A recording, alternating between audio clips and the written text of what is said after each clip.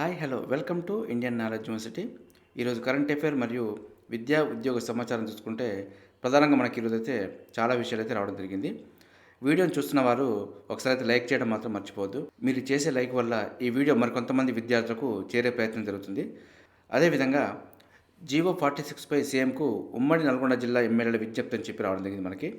Police ఉద్యోగాల భర్తీలో GO number 46పై మంత్రి ఉత్తమ్ కుమార్ రెడ్డి ఆధ్వర్యంలో ఉమ్మడి నల్గొండ జిల్లా ఎమ్మెల్యేలు ముఖ్యమంత్రి రేవంత్ రెడ్డికి వినతిపత్రం సమర్పించారు. ఈ జీవో నుంచి కోడ్ నెంబర్ 24 టీఎస్ఎస్పీ మినహాయించాలని చెప్పి వారు కోరారు. ఈ విషయాన్ని స్థానిక నిరుద్యోగుల ఇబ్బందులను ఆయన దృష్టికి తీసుకొచ్చారని చెప్పి మనకు ఇవ్వడం జరిగింది. మనకు contiguous district cadre 1 and contiguous district cadre 2 ప్రకారం ఫలితాలు ప్రకటించి మెరిట్ విద్యార్థులకు న్యాయం చేయాలని చెప్పి వాళ్ళు విజ్ఞప్తి చేయడం జరిగింది. ఇది మనకు జీవో నెంబర్ 46 గురించి ముఖ్యమంత్రికి అయితే నిరుద్యోగుల తరపున నల్గొండ జిల్లా ఎమ్మెల్యేలు విజ్ఞప్తిని అయితే చేయడం జరిగింది. అదేవిధంగా క్రిమినల్ చట్టాలకు ఆమోదం అని చెప్పి రావడం జరిగింది. మనకు బ్రిటిష్ వలస పాలన నాటి క్రిమినల్ చట్టాల స్థానంలో కేంద్ర ప్రభుత్వం తీసుకొస్తున్న 3 కీలక బిల్లులకు గురువారం రాజ్యసభ ఆమోదం తెలిపింది. ఈ బిల్లులను లోక్సభ బుధవారం మూజువాణి ఓటుతో ఆమోదించిన విషయం తెలిసిందే మనకి. భారతీయ న్యాయ సంహిత బిల్లు, అదేవిధంగా భారతీయ నాగరిక సురక్ష సంహిత బిల్లు, మరొకటి భారతీయ సాక్ష్య బిల్లును కేంద్ర హోంశాఖ మంత్రి అమిత్ షా లోక్సభలో ప్రవేశపెట్టారు. ఇది ఇండియన్ పీనల్ కోడ్ 1860, అదేవిధంగా code of criminal procedure act 1898 మరియు ఇండియన్ ఎవిడెన్స్ యాక్ట్ 1872 స్థానంలో ఈ 3 బిల్లులను అయితే తీసుకురావడం జరిగింది. సో కరెంట్ అఫైర్లో మాత్రం ఏ బిల్లులో ప్లేస్లో ఏ బిల్లు తీసుకురావడం జరిగింది, ఆ చట్టాల యొక్క ప్రాముఖ్యత ఏంది అనే విషయాలను అయితే కరెంట్ అఫైర్లో భాగంగా అడిగే అవకాశం ఉంది. సో కాబట్టి ఈ చట్టాలు అయితే కొంచెం గుర్తుపెట్టుకోవాల్సిన విషయం. ఈ బిల్లులు చట్టరూపం దాల్చితే ఎఫ్ఐఆర్ నమోదు ప్రక్రియ మొదలుకొని తీర్పు వరకు అన్నీ ఆన్లైన్ అవుతాయి. దేశ విద్రోహ చట్టం రద్దయిపోయిందని చెప్పి మనకు ఇవ్వడం జరిగింది. రాజద్రోహాన్ని దేశద్రోహంగా మార్చారు. దేశ సార్వభౌమాధికారం సమగ్రతకు భంగం కలిగించే చర్యలకు కొత్త చట్టం ప్రకారం శిక్షలుంటాయని చెప్పి మనకు పేర్కొనడం జరిగింది. ఇదైతే మనకు పాత చట్టాల ప్లేస్లో కొత్త చట్టాలు అయితే తీసుకురావడం జరిగింది. ఈ విషయాన్ని అయితే గుర్తుంచుకోండి. మరొక పాయింట్ చూసుకుంటే పత్రికల రిజిస్ట్రేషన్ ఇక సులభతరం, బిల్లును ఆమోదించిన పార్లమెంట్ అని చెప్పి ఇవ్వడం జరిగింది. ప్రచురణ రంగానికి సంబంధించిన బ్రిటిష్ పాలనా కాలం నాటి చట్టం స్థానంలో పత్రికల రిజిస్ట్రేషన్ ప్రక్రియను సులభతరం చేసేందుకు ఉద్దేశించిన బిల్లును పార్లమెంట్ ఆమోదించింది. ఇది సమాచార ప్రసార శాఖల మంత్రి అనురాగ్ వైష్ణవ్ గురువారం లోక్సభలో press and registration of periodicals bill 2023ను ప్రవేశపెట్టారు. ఇప్పటిదాకా అమల్లో ఉన్న press and registration of books PRB చట్టం 1867 ప్రకారం పత్రికలను రిజిస్టర్ చేసుకోవాలంటే 8 అంచెల కఠినమైన విధానాన్ని అనుసరించనున్నారు. తాజా బిల్లులో దీన్ని సులభతరం చేశారని చెప్పి మనకు ఇవ్వడం జరిగింది. కొత్తగా పత్రికను ప్రారంభించాలనుకునేవారు ఒకే ఒక విడతలో రిజిస్టర్ చేసుకునేందుకు వీలు కల్పించేలా నిబంధనలు తీసుకొచ్చారని చెప్పి మనకు ఇవ్వడం జరిగింది. ఇది మనకు పత్రికల రిజిస్ట్రేషన్కు ఇక సులభతరం అనే దానికి పార్లమెంటు ఆమోదించిన చట్టం. ఇది మనకు పత్రికల రిజిస్ట్రేషన్ గురించి కొంత సమాచారం. మరొక పాయింట్ చూసుకుంటే సిఈసి మరియు ఈసీల నియామకానికి ప్రధానమంత్రి ప్యానెల్, చీఫ్ ఎలక్షన్ కమిషనర్ మరియు అదర్ ఎలక్షన్ కమిషనర్స్ నియామక బిల్లుకు పార్లమెంటు పచ్చజెండా. సుప్రీంకోర్టు ఉత్తర్వులకు అనుగుణంగానే బిల్లును రూపొందించాం. అదేవిధంగా లోక్సభలో కేంద్ర న్యాయశాఖ మంత్రి మేఘ్వాల్ వెల్లడి, సిఈసి మరియు ఈసీలకు సుప్రీం న్యాయమూర్తులతో సమాన హోదా అని చెప్పి ఇవ్వడం జరిగింది. అదేవిధంగా ప్రధాన ఎన్నికల కమిషనర్, సిఈసి మరియు ఎన్నికల కమిషనర్లు ఈసీ నియామకం కోసం ప్రత్యేక యంత్రాంగాన్ని ఏర్పాటు చేయడానికి ఉద్దేశించిన కీలక బిల్లును లోక్సభ గురువారం ఆమోదించింది. చీఫ్ ఎలక్షన్ కమిషనర్, అదేవిధంగా అదర్ ఎలక్షన్ కమిషనర్స్ బిల్లు 2023ను కేంద్ర న్యాయశాఖ మంత్రి అర్జున్ రామ్ మేఘ్వాల్ సభలో ప్రవేశపెట్టారు. స్వల్పకాలిక చర్చ అనంతరం మూజువాణి ఓటుతో బిల్లును ఆమోదించడం జరిగింది.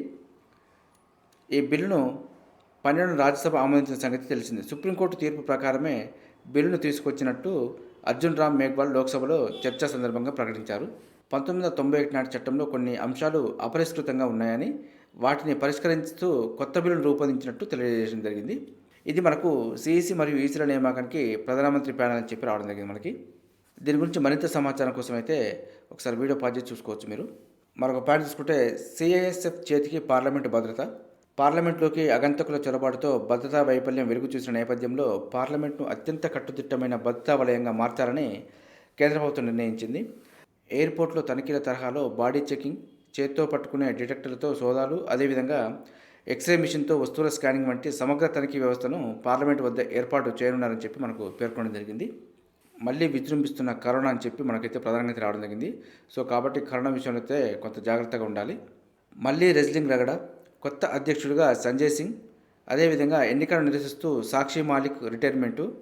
సో ఈ విషయంలో అయితే కొంత బాధపడాల్సిన విషయమే. ఎందుకంటే మహిళలు గడప దాటి బయటకు రావడమే గగనమైన రోజుల్లో ఒక స్థాయికి తీసుకొచ్చిన క్రీడను వదిలి మళ్ళీ ఇంటికే పరిమితం అవుతున్న మహిళల గురించి కొంత బాధపడాల్సిన అవసరం ఉంది. బూట్లు బల్లపై పెట్టి వీడ్కోలు పడకడం అనేది చాలా విచారకరం.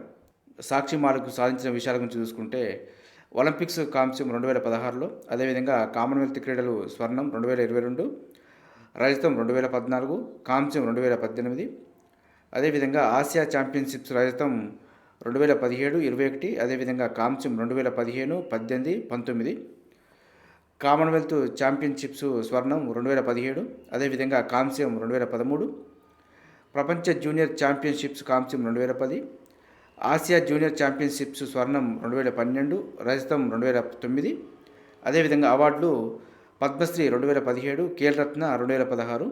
ఈ విధంగా అయితే అవార్డులు రావడం జరిగింది. అదేవిధంగా పథకాలు కూడా సాధించడం జరిగింది. సో కాబట్టి క్రీడా స్ఫూర్తిలో కొంత ఇదైతే కొంచెం మచ్చగానే కనపడుతుంది అనుకోవచ్చు. సో ఏదేమైనప్పటికీ ఒక మహిళ రిటైర్మెంటు వయసు కాకుండా రిటైర్మెంట్ ప్రకటించి పక్కకు పోవడం అనేది బాధాకరం. ఎడ్యుకేషన్ సంబంధించి మరో పాయింట్ చూసుకుంటే ఫెయిల్ అయినా సరే రెండో ఏడాదికి ప్రమోషన్ అని చెప్పి రావడం జరిగింది. బీటెక్ మొదటి సంవత్సరంలో 100 మంది ఉత్తీర్ణత, వారి కోసం క్రెడిట్స్ తగ్గించిన జేఎన్టీయూ అని చెప్పి రావడం జరిగింది. ఇంటర్మీడియట్లో 90% మార్కులు సాధించిన విద్యార్థుల్లో కొందరు ఇంజనీరింగ్లో చేరాక తొలి సంవత్సరంలోనే ఫెయిల్ అవుతున్నారు. ఈ విషయాన్ని గమనించిన జేఎన్టీయూ హైదరాబాదు అలాంటి విద్యార్థులను రెండో సంవత్సరానికి ప్రమోషన్ ఇచ్చేందుకు వీలుగా మొదటి ఏడాది అకాడమిక్స్ క్రెడిట్స్ను 75%కి తగ్గించింది. అదేవిధంగా ఉస్మానియా విశ్వవిద్యాలయ అధికారులు ఈ విద్యా సంవత్సరానికి ఏకంగా క్రెడిట్స్ వ్యవస్థను తొలగించాలని చెప్పి మనకు ఇవ్వడం జరిగింది. ఇది మనకు మొదటి సంవత్సరంలో ఫెయిల్ అయినా సరే రెండో ఏడాదికైతే ప్రమోషన్ కావచ్చని చెప్పి రావడం జరిగింది. మరో ఇష్యూ చూసుకుంటే పాలిటెక్నిక్ కోర్సులు యథాతథం అని చెప్పి రావడం జరిగింది. కళాశాలల భవిష్యత్తుపై వీడిన సందిగ్ధత, అదేవిధంగా బీటెక్లో 2 ఏళ్లకు ఇచ్చే డిప్లొమా సర్టిఫికెట్ పాలిటెక్నిక్ సమానం కాదు. మరో పాయింట్ చూసుకుంటే స్పష్టం చేసిన ఏఐసిటిఈ చైర్మన్ సీతారామన్ చెప్పి రావడం జరిగింది.